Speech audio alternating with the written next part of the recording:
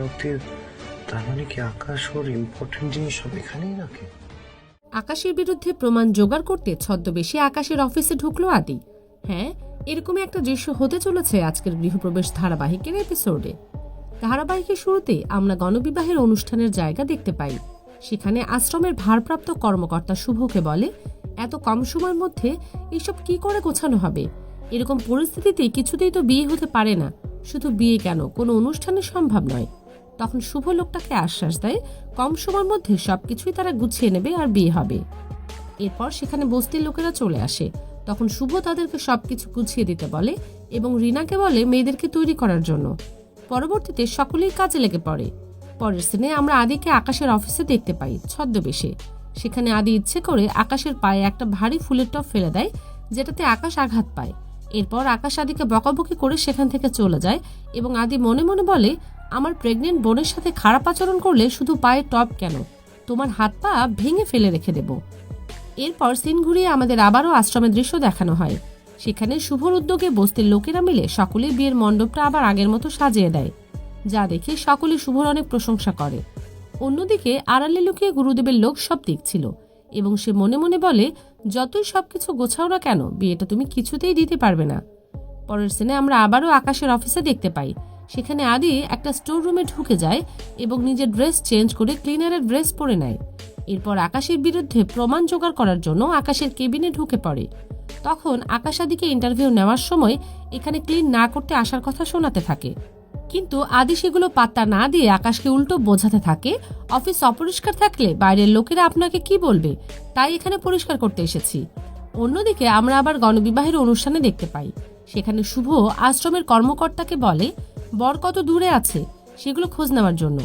এরপর সেখানে মেয়েরা চলে আসে। তখন শুভ তাদের সাজগোজ দেখে অনেক প্রশংসা করতে থাকে। পরের সিনে আমরা আবারও আকাশের কেবিনের দৃশ্য দেখতে পাই। সেখানে আদি ঘর পরিষ্কার করতে করতে ইচ্ছে করে আকাশের হাত থেকে কফি আকাশের গায়ে ফেলে দেয়। এতে আকাশ রেগে সেখান থেকে বের হয়ে যায় ড্রেস পরিষ্কার করার জন্য। আর সেই সুযোগে আদি আকাশের কেবিনে ঢুকে বিয়ের ভিডিও খুঁজতে থাকে। পরের সিনে আমরা রাস্তার কিছুটা দৃশ্য দেখতে পাই। সেখানে বরের গাড়ি বিয়ের উদ্দেশ্যে আসছিল, কিন্তু রাস্তা বন্ধ থাকায় তারা অন্য রাস্তার দিকে চলে যায়। এই খবরটা গুন্ডারা গুরুদেবের কাছে পৌঁছে দেয়। এরপর আমরা গুরুদেবকে দেখতে পাই।